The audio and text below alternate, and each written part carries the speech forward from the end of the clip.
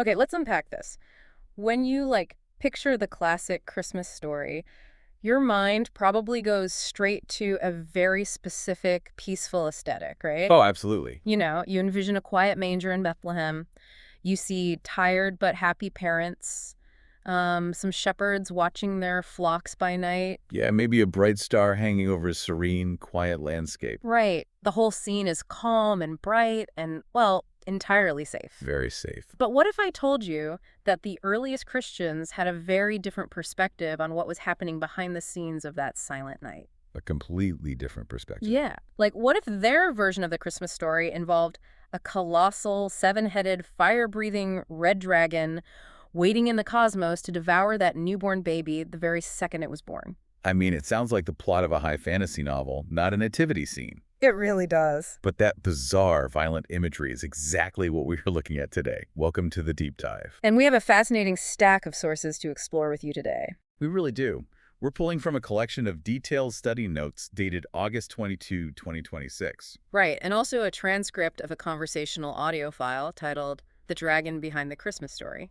But before we wade into this, we really need to establish a clear mission and a strict neutrality disclaimer for you, the listener. Yes, this is crucial. Because the material we're unpacking today involves highly specific, religiously charged theological arguments about a biblical text. Specifically, the Book of Revelation. Right. So our mission in this deep dive is not to take sides. We are not endorsing these viewpoints as universal truth, and we are absolutely not here to preach. Exactly. Our goal is just to impartially unpack the arguments presented in these sources. We want to explore the profound historical context they rely on and, understand the unique interpretive lens these authors are using to decode this ancient narrative. Which brings us to the central thesis of the sources, which is that Revelation chapter 12 is actually a third behind-the-scenes Christmas story. Which is wild to think about. It is. But to understand how a seven-headed space dragon fits into the birth of Jesus, we have to fundamentally reframe what kind of literature we're actually reading. We have to shift our perspective from a futuristic timeline to a historical one. Right. We have to look backwards instead of forwards. Which is a massive hurdle right out of the gate, because when modern readers hear the word revelation, their minds immediately jump to, apocalyptic crystal balls. Oh, completely. The cultural osmosis surrounding this text is entirely focused on chronological charts predicting the end of the world. Yeah, timelines of the tribulation, barcodes, global destruction, all that stuff. The popular understanding is overwhelmingly forward-looking. But the sources argue that reading Revelation as a fortune teller's roadmap for the 21st century is just, well, it's a fundamental miscategorization of its genre. So if it's not a crystal ball, what is it?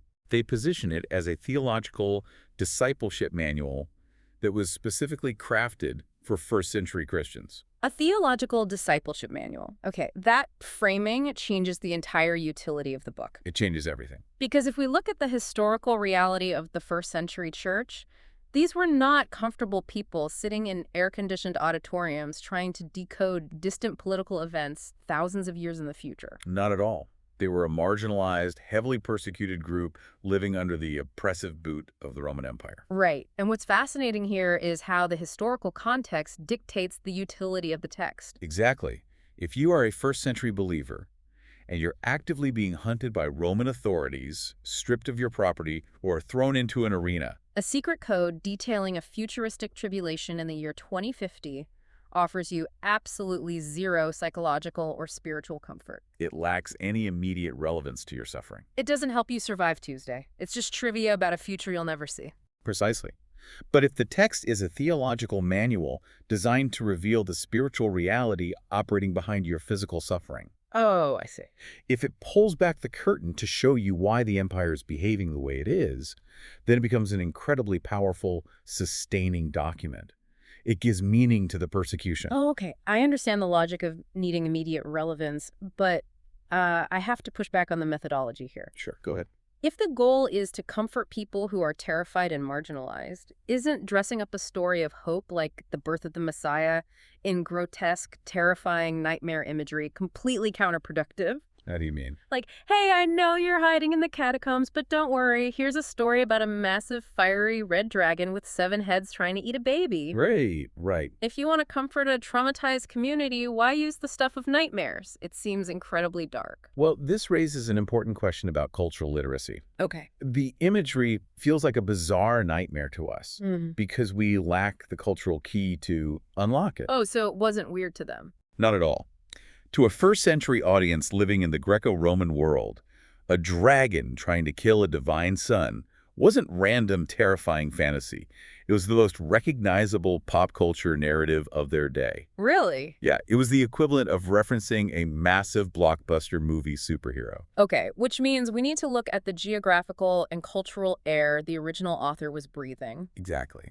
The sources emphasize that John, the author of Revelation, received this vision while exiled on the island of Patmos. Right, which was effectively a Roman penal colony, a really rocky, desolate place. But geography is heavily influential here, right? Mhm. Because just next door to Patmos in the Aegean Sea is another island called Delos. Yes, and in Greco-Roman mythology, Delos was world famous as the revered, mythical birthplace of the god Apollo. And the myth of Apollo's birth is the exact structural template John is using in Revelation 12. It is the exact template. Let's break that myth down because the parallels are undeniably deliberate. Okay, lay it on me. So, according to the widely known myth, Apollo's mother, Leto, becomes pregnant with the child of Zeus. Okay, the divine son. Right. But she is relentlessly hunted by a terrifying, legendary dragon named Python. Wait, really? A dragon named Python is hunting a pregnant woman? Yes, and Python wants to kill the unborn divine son before he can draw his first breath. Okay, so Leto is a pregnant woman fleeing from a dragon. Exactly. And she eventually finds sanctuary on the island of Delos, where she safely gives birth to Apollo. And then what happens? Shortly after his birth, the divine son Apollo travels to Delphi and heroically slays the dragon Python. A pregnant mother fleeing into a sanctuary, a divine son being born, and that son eventually defeating the serpent. That is the literal exact narrative arc of Revelation 12. It's a direct parallel. But wait, John is a Jewish Christian writing to other Christians? Why is he echoing a pagan Greek myth? He's supposed to be writing a theological manual, not a fan fiction of Greek mythology. That's the genius of it, because the Apollo myth had evolved far beyond a quaint campfire story by the 1st century. How so? The sources highlight that Roman emperors had actively weaponized this specific myth into state-sponsored propaganda. Oh, wow. They co-opted the narrative of Apollo the Dragon Slayer to legitimize their own divine authority and absolute power over the known world. So they took this popular religious myth and just stamped it onto their political campaigns. That's exactly what they did. It would be like a modern politician literally claiming to be Superman, saving the world from Lex Luthor, and demanding you treat that as a historical fact. That is a very apt comparison. Yeah. Caesar Augustus, the first emperor of Rome, explicitly associated his reign with Apollo. Really? Yeah. After decades of brutal civil war and political chaos, Augustus presented himself as the new Apollo. The messaging broadcast across the empire was clear. I am the divine son who has slain the dragon of chaos. Exactly. I have brought a golden age of peace and order. And the propaganda only escalated with his successors, right? Because the sources point out that Emperor Nero took this imperial spin to a terrifying megalomaniacal extreme. Oh, absolutely. And remember, Nero was ruling during a time of intense Christian persecution. Right. What did he do? Nero didn't just associate his administration with the sun god. He built a colossal, 100-foot bronze statue of himself, designed in the exact likeness of Apollo. 100 feet tall? That's massive. It was huge. He demanded divine worship. He positioned himself as a literal deity towering over the empire. We really need to pause and look at the horrific reality of Nero's reign because the sources note his historical nickname among early Christians was literally the Beast. Yes. He wasn't just an arrogant politician with a big statue. No, the notes mention that he was systematically slaughtering early believers, going so far as to, and this is just horrific, dip Christians in pitch and light them on fire to illuminate his garden parties at night. It is a level of brutal, state-sponsored terror that is difficult for a modern mind to fully comprehend. It's completely depraved. It is. You have an empire that claims to be the divine hero, the dragon slayer bringing peace and civilization, while simultaneously acting with unimaginable cruelty toward a minority religious group. Which makes John's use of this imagery an absolute masterstroke of subversion. It really is. The sources argue that John is executing a highly calculated deconstruction of Roman propaganda. So he's taking the Empire's favorite, most heavily funded origin story, keeping all the main set pieces, the mother, the dragon, the divine son, but he is completely flipping the script. The subversive twist is brilliant because it recasts all the roles. Okay, unpack that for me. John's message to the underground church is that Jesus is the true divine son who defeats the ancient serpent, not the pagan god Apollo. Right. And more importantly, Caesar is not the hero of the story. Caesar is not the dragon slayer bringing a golden age. Caesar is just a pawn. Exactly. Caesar's acting on the side of the real dragon. John is stripping the pristine marble paint off the Roman Empire to expose the spiritual rot operating underneath. That is the radical political critique hidden inside the theology. Hmm. The empire that claims to bring peace is actually an agent of cosmic chaos. I just marvel at the cryptographic genius of this strategy. It's like smuggling a resistance manifesto inside a Marvel movie script. That's a great way to put it. Because if John writes a literal letter saying, Emperor Nero is an evil tyrant and Caesar Augustus was a fraud, we need to resist the Roman state, that is blatant treason. He'd be killed instantly. Right. The moment Roman soldiers intercept that letter, John is executed and the underground churches reading it are massacred. Okay. But if those same soldiers intercept a heavily symbolic poem about a multi-headed space dragon, a woman clothed with the sun, and a war in the stars, they probably just roll their eyes. Yeah, they think it's a weird, obscure religious poetry. They don't recognize themselves in the villain role. The symbolism acts as a protective encryption layer. It keeps the authors and the readers safe from the state, while simultaneously shouting the absolute truth to anyone who holds the cultural key to unlock the metaphor. Exactly. It's a brilliant survival tactic. Okay, so if John is kicking Caesar and Apollo out of the narrative, he has a problem. He has to recast these roles. Right. He needs to replace the Greek and Roman figures with a cast that his Jewish Christian audience would recognize and understand. And he accomplishes this by building a profoundly layered protagonist. The sources focus heavily on the identity of the woman in the vision. Okay, let's talk about the woman. What's fascinating here is that she is not a single, one-dimensional historical person. The sources call her a composite symbol. A composite symbol. So she's more than one person. Yes, she is a layered metaphor merging three distinct biblical portraits into one continuous lineage. Which requires us to do some heavy lifting as readers. Let's unpack this layer by layer, starting with the most literal historical layer. Okay. Given that the vision is about the birth of Jesus, the first layer of the woman is Mary, right? This makes the most immediate sense, geographically and historically. The vision describes a woman who gives birth to a male child destined to rule the nations, and then she is immediately forced to flee into the wilderness to escape the dragon. Which perfectly mirrors the historical account in the Gospel of Matthew, where Mary and Joseph have to physically flee into the Egyptian wilderness to escape King Herod. Right. And Herod, operating under the influence of the dragon, had ordered the slaughter of all male infants in Bethlehem in a desperate attempt to destroy the newborn Messiah. So the flight into the wilderness is a direct historical parallel to Mary's experience. It is.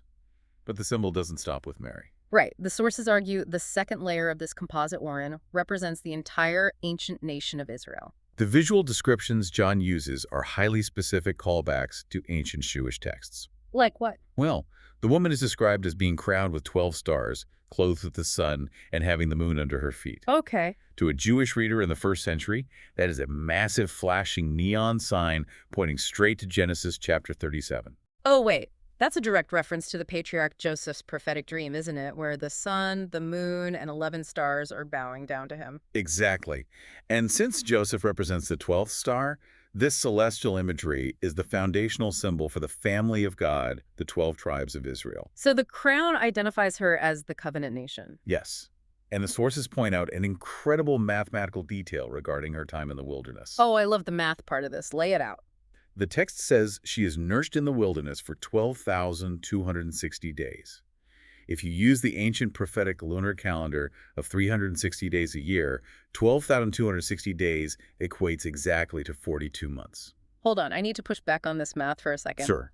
The sources connect this 42-month period directly to the book of Numbers, specifically Numbers 33, arguing that the nation of Israel made exactly 42 encampments during their decades of wandering in the desert. That's right. Is this just a massive, convenient coincidence that modern theologians are retrofitting? Does Numbers actually list exactly 42 stops, or are people just cherry-picking a map to make the math work? It is absolutely not a retrofitted coincidence. It is a highly deliberate literary structure. Really? Yes. Numbers 33 is essentially a travelogue, and the author of Numbers goes out of their way to meticulously record precisely 42 distinct stages of the journey from Egypt to the plains of Moab. Wow. The first-century Jewish mind was obsessed with numerology and patterns in their scriptures. When John uses a time frame that mathematically equals 42, his audience immediately connects it to those 42 wilderness encampments. Okay, if the math holds up, that completely changes how we view the wilderness in this story. It does. It's not a place of punishment or abandonment. Just as God provided manna and water to sustain Israel through those 42 desert encampments, the wilderness in Revelation is a sanctuary. Exactly. It's a place of divine preparation and preservation. It signifies that the very nation that wandered in the desert and was sustained by God's covenant care is the same lineage that was preserved across centuries to eventually bring forth the Messiah. That's exactly the point John is making. But if she is just Mary and Israel, the metaphor still feels incomplete because the text in Revelation 12 describes the woman as crying out in the agonizing pain of childbirth. Which takes us to the third and deepest layer. The sources argue this implies a curse, right? But the third layer is Eve. Yes. In the biblical narrative of Genesis, agonizing pain in childbirth was the specific consequence of the fall given to Eve. Right. But it's more than just a reference to a curse. It connects to the very first promise of redemption found in the Bible. Theologians call it the proto-evangelium, or the first gospel found in Genesis 3.15. Right. In the garden, God promises that the seed of the woman will eventually crush the head of the serpent. Precisely.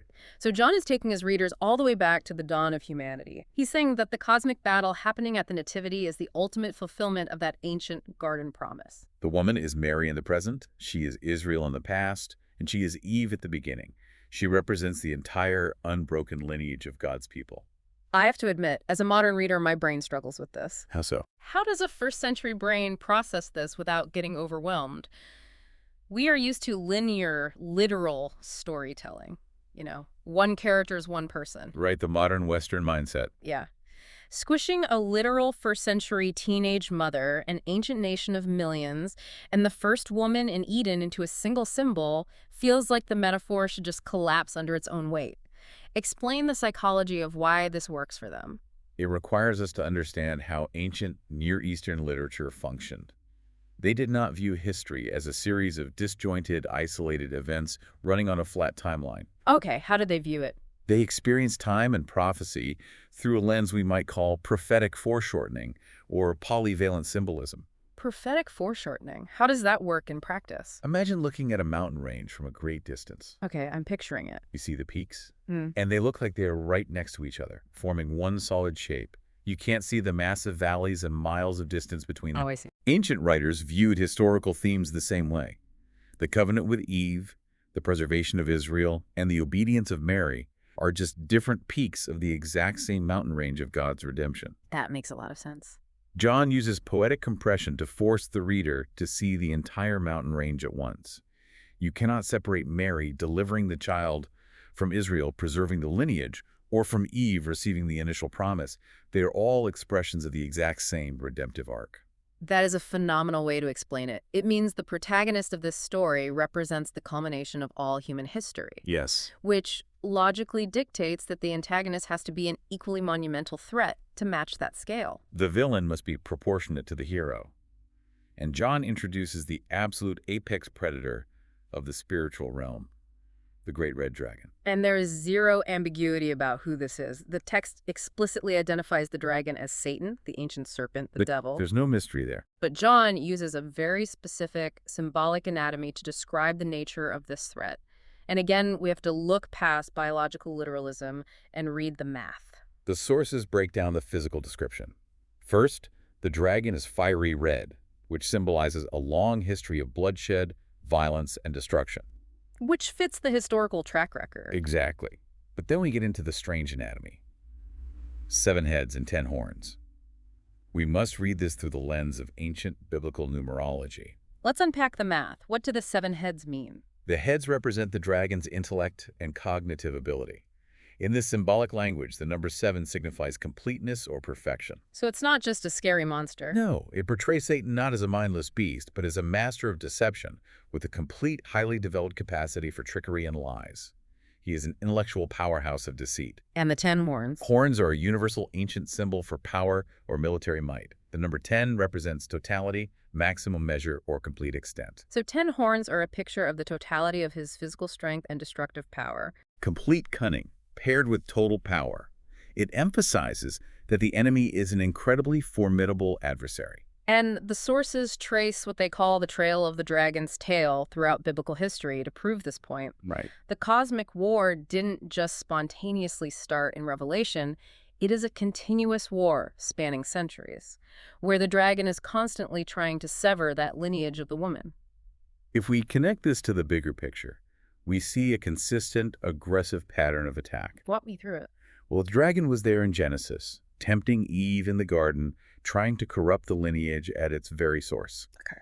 Then he operated through empires, attacking God's people through Pharaoh in Egypt, trying to drown the Israelite babies in the Nile to cut off the nation before they could ever reach the Promised Land. And if you fast forward to the Nativity, the dragon is the unseen spiritual force operating behind King Herod, trying to murder the infant Jesus. Exactly. And in John's present day, as we discussed, the dragon was the spiritual puppet master behind Emperor Nero, trying to exterminate the early church. This framing reveals a profound truth about biblical history.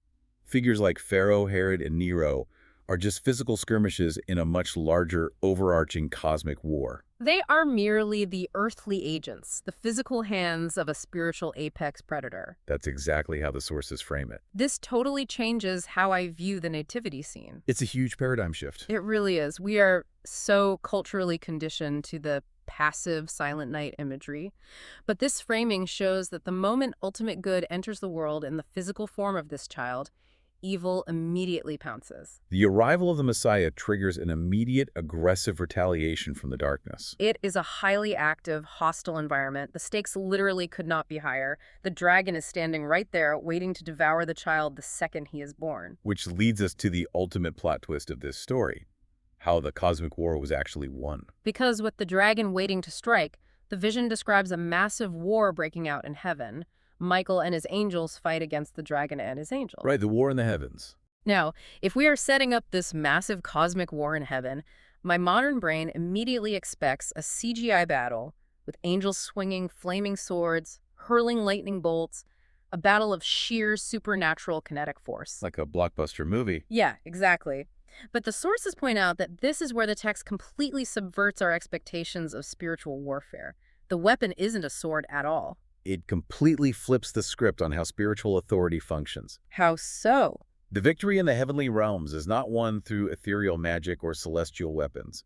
The victory is won entirely through the gritty, physical, earthly life of Jesus. Explain the mechanism behind that. How do events on earth determine the outcome of a war in heaven? We have to understand what Satan's power was actually based on. The text calls him the accuser of our brethren. Okay, the accuser. His power rested entirely on accusation, sin, and the resulting authority of death. He held humanity hostage through their guilt. Because accusation requires guilt to be effective. Exactly. So Christ enters the physical world. He lives a perfect, sinless, earthly life. His teaching, his ministry to the marginalized, his perfect obedience. Right. Then he offers himself as a sacrificial death on the cross, taking the penalty of guilt, and achieves a physical resurrection from the grave. Which means the mechanism of Satan's power is broken. If there is no guilt left to accuse, the accuser loses his courtroom standing. Precisely. Because of Christ's historical existence and work in the physical world, he legally and spiritually shattered the dragon's authority. Wow. Satan's entire operational foundation was dismantled by the resurrection. And what happens to the dragon as a result of this legal defeat? Because his authority is stripped away by Christ's work on earth, Michael and the angels are able to permanently evict the dragon from heaven. But he's just kicked out. The text is definitive. There was no place found for him in heaven any longer. He is banished, cast down to the earth. Okay, stop right there, because I feel like this is the exact moment where you, listening to this right now, might hit a massive intellectual wall. The problem of pain. Yes. If the good guys won a decisive cosmic victory, If Jesus shattered the dragon's authority and permanently evicted him from the heavenly realms. Wait, sorry, let me rephrase that. If he's permanently evicted, we have to answer the most obvious question. Why is the real world still such a catastrophic mess? It is the most pressing question for any worldview that claims good has decisively triumphed. Right. If Satan's authority is legally shattered and he is totally defeated, why is there still war? Why is there disease, systemic injustice, exploitation, and immense suffering? It's a very fair question. If the dragon lost the cosmic war, why does it look an awful lot like he is still running the show down here? We have to remember, this is the exact same question those first-century believers were asking. I'm sure they were. As they were being dragged into the Colosseum or hiding in terror from Nero's soldiers, they were crying out, if Jesus is king and the dragon is defeated, why are we being slaughtered? It feels like an unsolvable contradiction. We naturally assume that the presence of intense evil or chaos proves that God is absent or that Satan is somehow winning the long game. We equate suffering with the enemy's strength. Yeah. But the sources provide a crucial theological reframing for this, and it requires a complete shift in how we perceive the presence of evil. Okay, lay out the reframing for me. The text argues the exact opposite of our natural assumption. The sources explore what we might call the cornered animal psychology. The cornered animal. The dragon has been banished. He knows he has lost the cosmic war, and he knows he has a definitive expiration date. He knows he is headed for the lake of fire, the symbol of final, absolute destruction. Right. So he is not thrashing around the earth because he is victorious, powerful, and in control. He's not. No. He is thrashing around, causing maximum havoc because he is absolutely terrified and he knows his time is incredibly short. So what does this all mean? The tribulation, the chaos, the systemic injustice. It is not a sign of the enemy's overwhelming strength. It is the desperate fallout of his absolute panic. Exactly. He is a defeated foe, throwing a violent temper tantrum, trying to inflict as much collateral damage as possible before his inevitable end. He's going down, and he wants to take as much of the house with him as he can. Think about the profound psychological shift this would create for a first-century believer hiding in the catacombs. It changes their entire paradigm of reality. It really does. When they hear the march of Roman boots above them, they aren't hearing the footsteps of an invincible eternal empire. No, they aren't. They are hearing the death throes of a defeated dragon. Defiant endurance entirely replaces despair. They can endure the physical suffering because they know the spiritual outcome of the war has already been decided. Which brings us to the practical application for the modern believer. Right. If we are living in the fallout of a defeated but violently thrashing enemy, what is the posture of the church supposed to be right now? Well, the sources refer to the current era of the church as the wilderness era, mirroring the 42 encampments of Israel.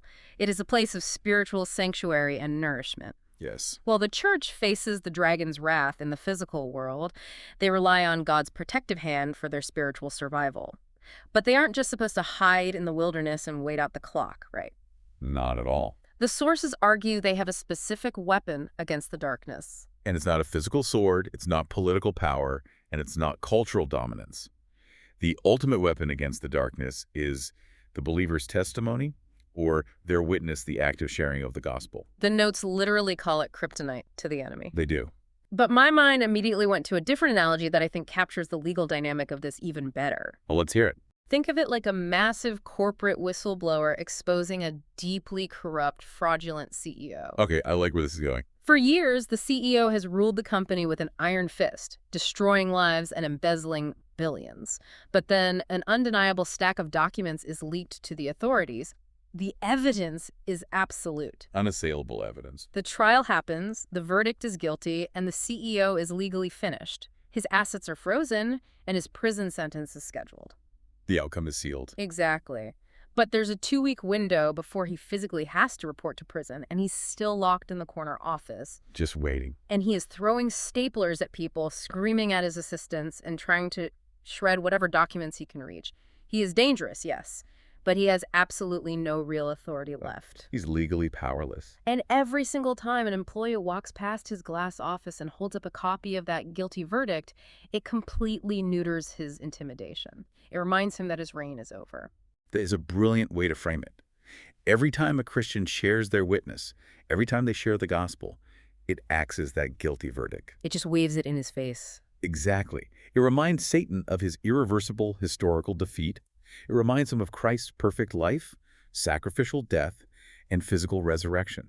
He Yeah. cannot change the past, and he cannot change the eternal destiny of those who believe. So every act of witness shifts the church's posture from fearful retreat, the confident advancement. We are just holding up the verdict to the guy throwing staplers. I love that. But the sources do not allow the reader to just focus on this grand, global corporate conflict without bringing it extremely close to home. Yeah, things get personal here. There is a deep psychological demand for personal accountability embedded in this theology. This is where it gets really uncomfortable. Because it's easy to yell at the darkness out in the world, you know? It is. But the expert in the video details a very specific, practical sequence for change. He argues that we cannot just sit around being outraged by systemic, global sin. True change works backward. It is a cascade of change, and it starts at the most granular level. The sequence he lays out is incredibly provocative. Yeah. He says, if you want to change a country, you first have to change a city. Which makes logical sense. We build from the ground up. But to change a city, you need a church or a community that is fundamentally transformed. And a church doesn't transform unless the families inside it change. And families don't change unless the marriages change. And finally, marriages don't change unless the individual changes. So the entire cosmic war, the battle with the seven-headed dragon, eventually lands right in your own lap. Right in your lap. I think we need to spend some real time exploring the psychology of this cascade.